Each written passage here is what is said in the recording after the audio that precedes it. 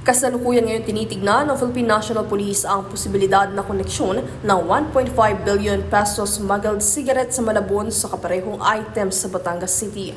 Ito ay matapos na masamsam ng pulisya nitong bisperas ng bagong taon ang unregistered na produktong tabako sa isang cargo facility sa Malabon kung saan 3 individual ang naaresto bunsod ng kakulangan sa dokumento. Bagaman naging matagumpay ang operasyon, maaari nila itong magpahiwatig ng mas malawak na smuggling network sa bansa.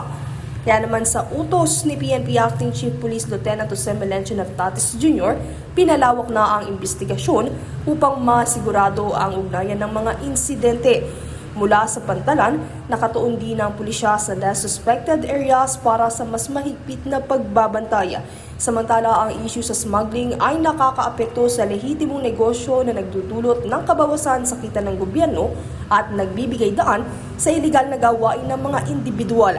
Sa pinatibay ng interagency coordination, suportado nito ang panawagan ni DILG Secretary John Vic Remulla para sa malinaw na pananagutan. Princess Castro nag-uulat para sa Golden Vision Network.